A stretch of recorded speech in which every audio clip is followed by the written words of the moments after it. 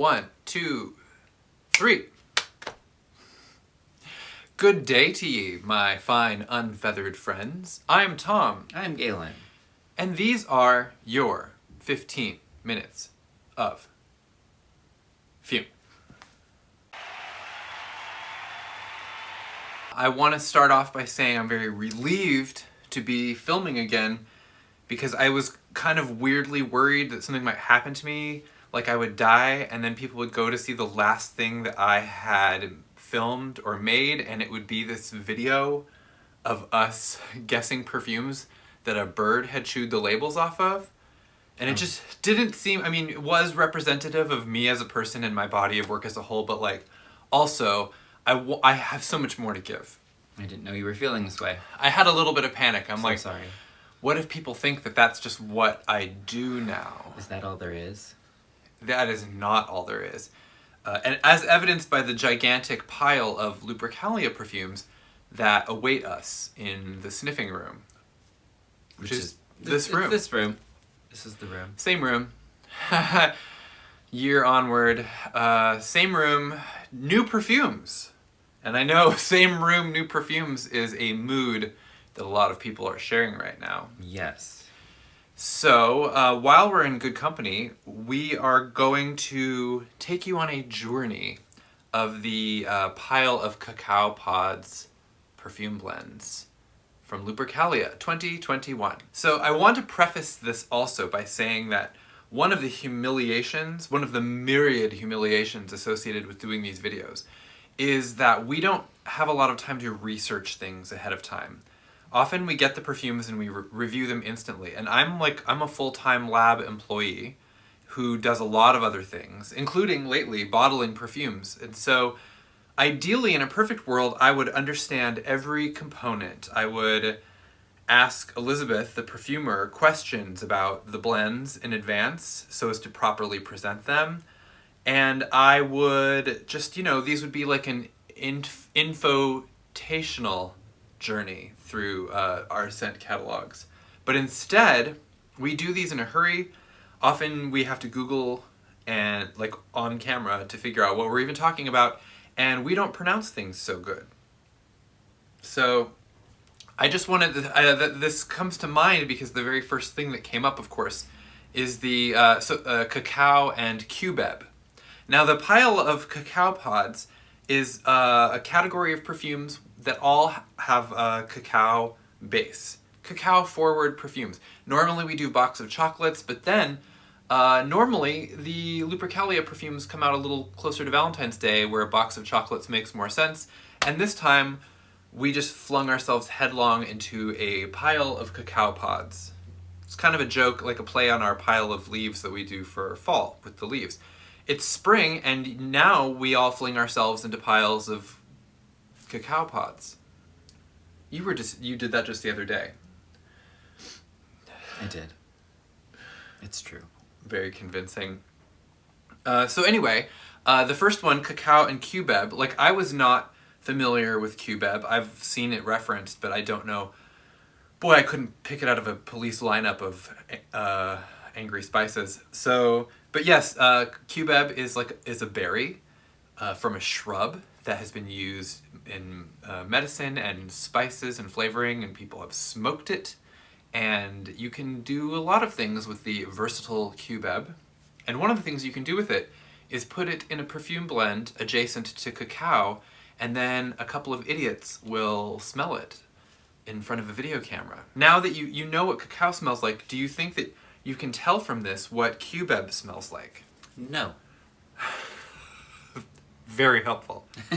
I am smelling... We should just move on directly to the next moving review. on. Well, cacao and, something. Maybe more luck with the next one.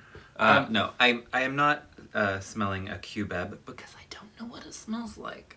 Well, I'm definitely smelling something like, okay, so the cacao in this is a kind of a smooth, mellow, definitely chocolatey scent in this one. And there is something like almost kind of like a saw edge of like a smoky spice on the edge of it that's not like tobacco-y, but is not chocolatey. And that, I believe, is where I have located the Cubeb. Do you want to smell it on my beautiful hand? Oh. I am mostly getting cacao. It has kind of like I'll admit. a faint, rich smokiness. Like a smoky spice. And again, it's kind of tricky because it's not clove cigarettes. It's not tobacco cigarettes. I'm definitely getting like a Cubeb cigarette out of these. I think that might be more pronounced after we smell something else, and then you'll smell something that, for example, does not have Cubeb in it. In the bottle, it's very chocolatey, though. It is. We're probably going to have to try all these on because chocolate scents in the bottle, the chocolate can really dominate and crowd out some of the other players. So I'm willing to offer up all of this skin, as a sacrifice to the cause. So kind. So kind. I'm a humanitarian. It means I eat humans. The next one that we have is going to, of course, be very, stand out in contrast to that, is cacao and sugared roses. Oh. This is really like a classic Lupercalia style perfume. We've probably done variations on this in the past. And here it is. Again. Well, it's never the same twice, is it? Oh. So in the bottle, I have a fly flying around me. You put on one Cubeb perfume and suddenly everyone Get out of here. comes out of the woodwork wanting to know what you're wearing. There is a chocolate note in here, but weirdly the rose note is kind of really holding its own against it. And I would say in the bottle it is a kind of a sweet rose dominant with like a kind of a breath of chocolate supporting from underneath. Yeah. For sure. What's it like on your hand? Oh. Aren't you glad we didn't call this YouTube series Smell My Hand? It was not even up for consideration, so yes. I don't know. I mean, I do am you know glad. how many people have offered their hand to me to smell just vending at VPAL events? And they're like, here, smell this. Or like sometimes it's the hair or the earlobe or whatever, and I'm just like dissociating. I mean, just You suddenly hang a sign on your neck that says back in 5. it's usually fine. Like if I had just stayed on my family's in my family's occupation, I'd be working in a slaughterhouse. So this is better. Yeah. But so this is just like a really like a dreamy romantic. It's not like a really tough sour rose like I've smelled like the one the other The day. rose is sugared. The rose is quite sugared. It's a sweet rose.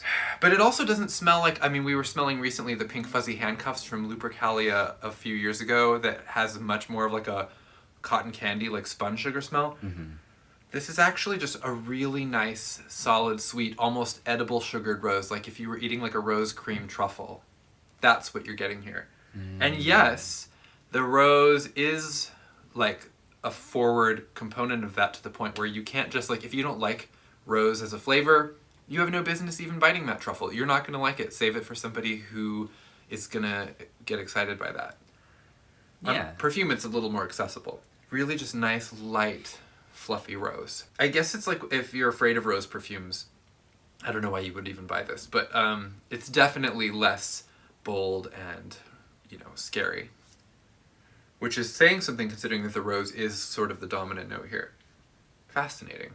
I will wear this. Do you even smell, like, it's been on my skin for a few minutes. I don't smell really the cacao very much. It's way more in the background. Yeah, it's kind of like that cool, dry cacao nib situation where it's not like, this is not imparting like a chocolatey Moose Tracks ice cream situation. It's like... Ooh, Moose Tracks. Mm, it's just kind of there as a cool, nutty, kind of like, substrate. I just said substrate. I'm thinking about Moose Tracks. The third one that we're smelling today is cacao, black pepper, and KHUS. What's KHUS? KHUS. Apparently this is like a vetiver. That's what that means. I never knew. I didn't know either. I've seen it pop up in some stuff. Yeah. And I've never looked it up. Same thing where there's this kind of cool, earthy, polished cacao in the background. There's definitely some like warm, kind of brassy, smoky vetiver kind of just like sailing off of it, like smoke going right up your nose holes. Yeah. What was the other note? Black pepper. Pepper. I would say the pepper and the KHUS are definitely working together in cahoots in this blend. In KHUS. They're in cahoots Yeah, and the black pepper note is one of those things where it's not like, I think, with red pepper and cinnamon and stuff where it flies off the skin. Black pepper, like, if you notice, like, don't smell your pepper shaker, but if you did, it's not like it has a really lively scent, but you get close enough and you just know it's there, and it kind of, like, announces its intent to, like, ruin your life if you actually snort it. Don't smell your pepper shaker. Sounds like an old jazz song. Earthy. Oh my god. Earthy, dry, very, like, bone dry. Very dry, yeah. Because the cacao is not like, I mean, it's a pod. We're not talking about a candy bar here. This is not a chocolate pepper KHUS. It is a cacao. And it really has this just like dry, aromatic, I was going to say almost like pencils because it's kind of woody. Yeah, it is woody. Yeah, it's very woody. It's just like kind of smooth and polished and sophisticated, you know, very clarsy. Got a nice spice.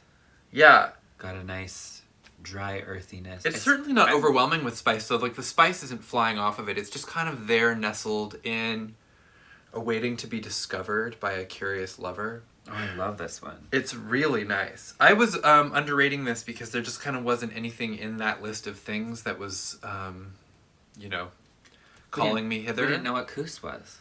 I didn't really know. And I mean, honestly, I do like vetiver, but it's not like, you know, on my must-have list. But this is like, also it's a really good tempered vetiver too, so it's not like, it doesn't seem angry. Like a lot of the vetiver scents that are really intense, like, are so aggressive. Yeah. I want my vetiver screeching. Screeching. High up on the mountains, the hills are alive with the sound of vetiver. With the screeching of vetiver. Screeching of vetiver. Well, that's not really what's happening here. It's just kind of screeching quietly to itself, you know, lost in thought. With the screech they have screeched for 1,000 years. I mean, that sounds relatable. Screech. Okay. I have only yet begun to screech. Okay. And also, the cacao is actually warming up and kind of emboldening on the skin as it goes on. Like, it actually... You're still laughing. I just thought... Because you said we've only just begun, and then I thought of the Carpenters, and I was like, we've only just begun to screech. White lace and promises. Okay. All right. I had to get it out. Well, otherwise it was just going to be in my head. Can I share my thoughts with you? We could just pause entirely. We could come back Monday. Let's smell the next one. Okay, the next one is cacao, dark fruits, and oud. And I love it when Elizabeth just references fruits. Dark fruits. In a red fruits, purple whatever. Fruits. The fruits are there, and I'm just like, it does awaken the detective instinct in me, and I'm like, okay, well, I'll get to the bottom of this. Which fruits are they? I don't have a list. I'm just gonna guess. Ooh, okay. This reminds me of the Wish that we just released for Sarah Elizabeth's. Well, didn't that have some fruits? It did. It did. I feel like this maybe has a currant in it because it has like a nice tartness. Yeah, I would say maybe pomegranate. Maybe. Definitely that is a dark fruit. Some dark fruits. There are some dark fruits afoot. Fruits by the foot. What was the other note? Oud. Oud. Oh, okay. So the Wish also, it has the Wish is an incentive dark, what was it, like spiced candied fruits or whatever. And that one has an oud also. And something about the combination of like oud with a rose or a fruit or something that just brings out like a sparkle or a tartness in it. And that's definitely what's happening here. It's like the oud and fruits have blended together kind of seamlessly and are just kind of jumping right out, and they're just like, hello. It's nice. I do think it's pomegranate. But there probably is a currant. It's fruits plural. It's very juicy. It says dark fruits, not dried fruits, for example, because we did one recently that was dried fruits. These are wet fruits. They're just dark. They just happen to be on the darker side. They're submerged in water. A dark water. An abyss. You know. They're not dry. Don't call them dry. When you gaze into the abyss, you're actually gazing into a giant pit of wet fruit. You didn't know? Well, now you do. The cacao here still, too, is a kind of a polished, like, you know, faintly earthy, nutty kind of thing that provides a stable, solid base for the wet fruits to kind of, like, splorsh against. Yes. Yes. But it's like dark and like sparkling and like I won't say effervescent because that's taking it too far, but there's just kind of like it's got like a bit of a twinkle, you know? It does, yeah. Really beautiful. A fruity twinkle. This would be very beautiful to layer with other things also, because it definitely has like a particular presence, but it's not like so bombastic that you couldn't like introduce it to Throw another something perfume else, and yeah. they're in there in love, you know?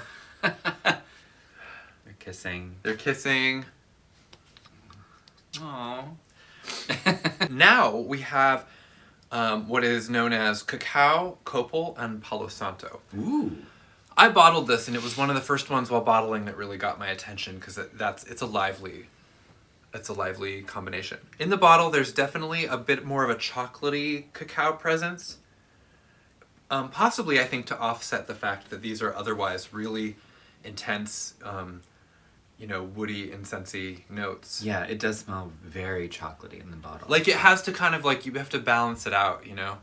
I feel like if these are strong enough other notes that you wouldn't even know the cacao was there, maybe, unless it asserted itself. So it has a bit of sweetness, for sure.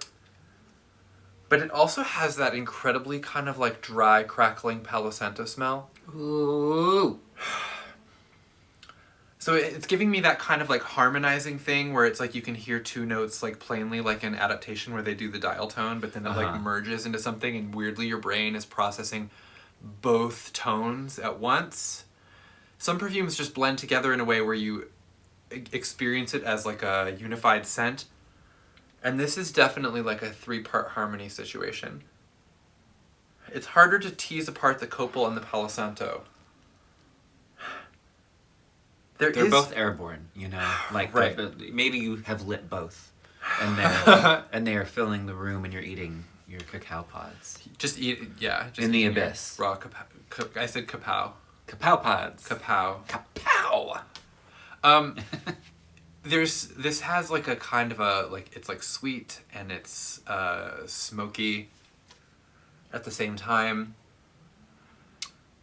Oh, wow. Whenever I say sweet and smoky, I worry that people think I'm talking about like a barbecue sauce, and that's just not what's happening here. Which is funny because we did make an atmosphere spray that smells like barbecue sauce for American Gods. Google it. Crocodile bar?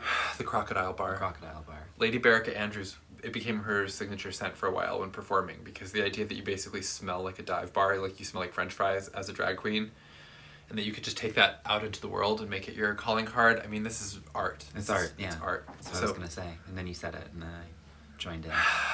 Well, if 3 queers think so, then it must be true. Okay, well, I think I've said everything I can possibly say about that. I would say that if you're like hunting for a copal forward blend, that this is probably not going to be it. It's just kind of, blended in pretty seamlessly. Mm-hmm. And it's not a pure Palo Santo either, so, you really have to be there for the whole ride. You do. You need to like all 3 notes. It's just how it is. Next we have cacao, ELEMI, and white musk. And what I know from Googling frantically off screen is that ELEMI is a like tree-derived resin that has like a kind of a fresh, maybe a little bit coniferous or citrus scent. Some of you already knew that, and you're nodding very patiently at me, waiting for me to smell it and just get on with the show. Well, you're in luck because that's what's happening right now. Cut to. Yeah. Oh, it's bright. This is like the first one that I've smelled out of this batch that really registers more as like a perfume, and I assume it's probably the musk because, of course, for sure, that's just one of the only situations in which you're smelling musk. Yeah, and then I don't know your personal something life. Very bright and fresh like the ELEMI. Yeah, is but it's soft. There's kind of like a whimsy to it, It has a wistful, romantic quality. It seems like it's standing apart at the dance, but like watching everyone dance, like that scene in Napoleon Dynamite. The cacao is, again, not really forward here. It's just kind of holding the thing. It's like setting a stage of a kind of like a polished darkness.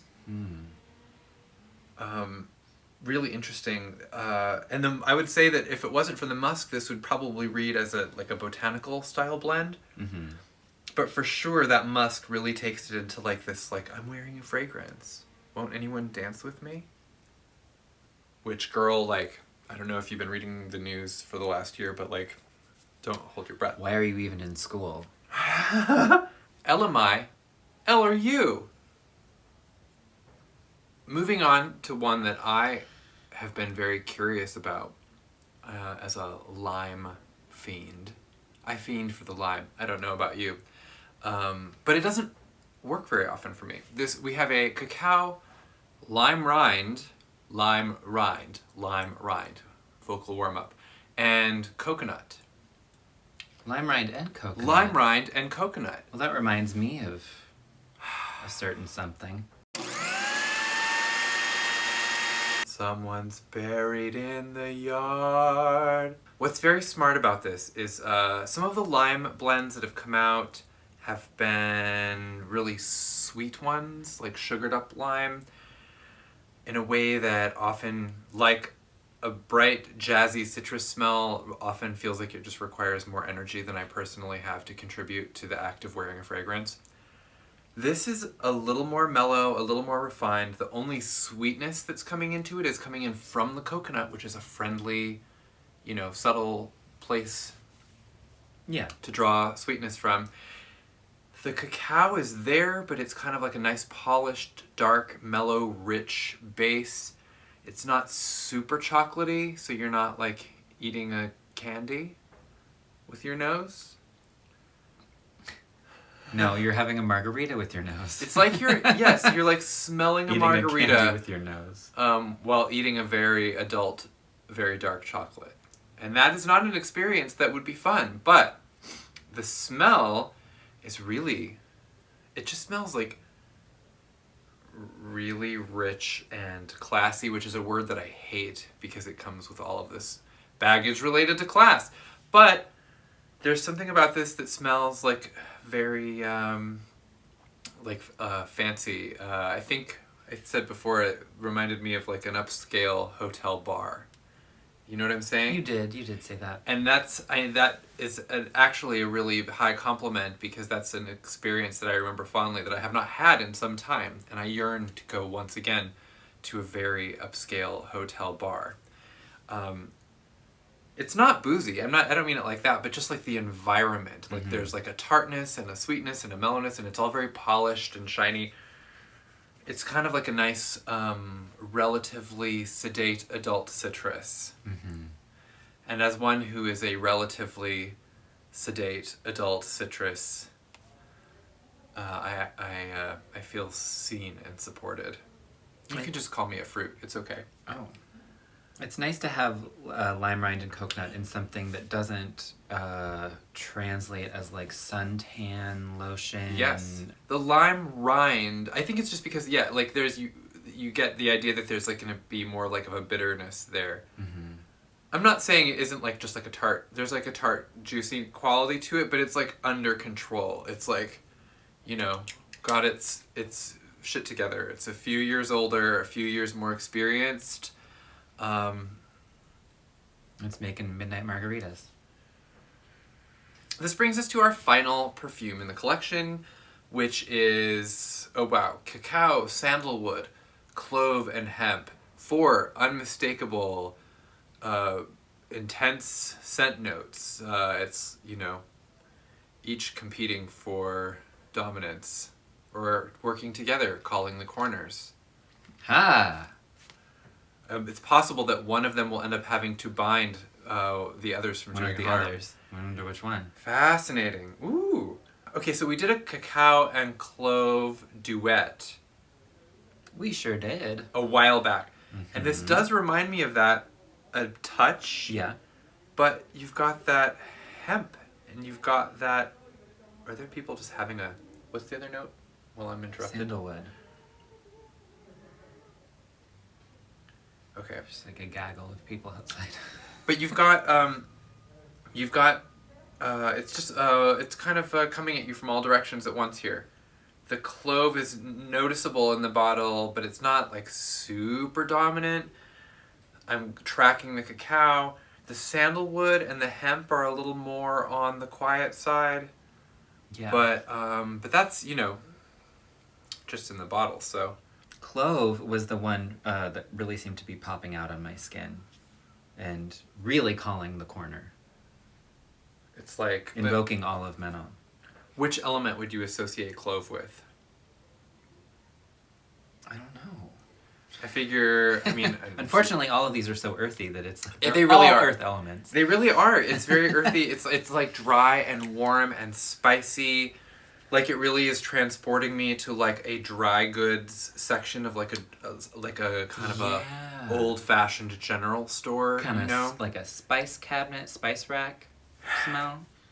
Witchy shop, home goods.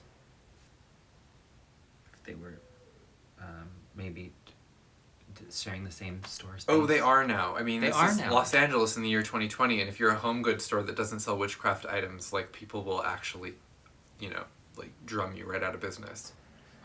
I like that Magically? the witches became a commercial entity to the point where you have to market to us now. You just have to, or you get nowhere. Mm-hmm. Like people who can't eat gluten. You know, you have to be like, you know, witch approved on, like on cookies and stuff. GFWA. Yeah. Gluten free and witch approved. This is really nice. I'm gonna put some of this on. It's not particularly foody. On the skin, the clove is kind of scampered away a little bit.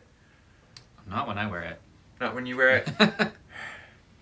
Everything kind of calms down and, you know, forms a very nice throne for the clove to sit on, I think, that's on nice. me. It is more in the spirit of the kind of botanical style blend that some of these were, except for there is something kind of like nice and close and indoors about it that I think I credit to the sandalwood, because that kind of like envelops it in a kind of a woody shell that I think mentally makes me think of being inside, you know, in a cabin. Mm-hmm. Twisting hemp fibers into rope and putting clove oil on my toothache. And eating a adult extra dark chocolate candy bar. Why is it adult? Because like, is kids it pornographic? No. Okay. Kids don't it's like... shaped like a naked man. Kids don't like dark chocolate, and they don't like that. Sorry. No. I mean, no, it's fine. Leave it in. But what is your favorite of the cacao pod ones? Do you have a favorite? Oh my god. You have to ask that now that they're all like far away. Hold on. So my personal favorites are the cacao and sugared roses. That's not much of a surprise. I love a rose blend, and this is a nice, unique one. And the longer that it's been on the skin, the more I do smell the roses peeking out, and it's just a great. And actually, at this point, a scent like this reminds me of Lupercalia from PALO. And so, even though it might not be like a repeat of something, I just get those feelings. Mm-hmm. And then the other, for the surprise factor, is the cacao, black pepper, and KHUS. Because I just didn't really know what to expect from a blend like that. And from the notes, it's not one I would have reached for, but there's something really comforting about it. And I feel like I would wear this while I'm doing artwork or something. Like, it seems like it would be grounding. But because of the pepper and everything, like, there's just like an alertness factor, you know? That's aromatherapy. I don't know, we all are doing our own thing. What would you do with your thing? What would you do? Well, I agree with you on the black pepper and KHUS one. I really love that one. And the other one is the sandalwood, clove, and hemp one. I think the moment that I tried both of them on, I was like, that seems these like are for me. It's a scent for like a fairy tale critter, and you are essentially a fairy tale critter. Forced onto this world unfairly, yes. But here I am. Bedeviling humankind with scent reviews. So we're going to be coming at you again, and that sounds menacing, and I'm sorry for that, but... it's not, no, like in a friendly way. Like, we're going to be like, hey! Hey! Well, I mean, you might feel that way if you subscribed to our channel, which I hope you will, because then you'll get like maybe a notification, and it's be as much like a poke as you can probably count on from us for a while. But we're going to be reviewing shungas and GC Lupercalia stuff very soon. Mm-hmm. So with that, we leave you in a chocolate coma to contemplate your weekend, and hopefully we will see you very soon. Someone left it on the porch. I mean, I'm speechless in horror. Someone left it on the porch. I'm gonna go check the porch. Okay. Bye! Bye!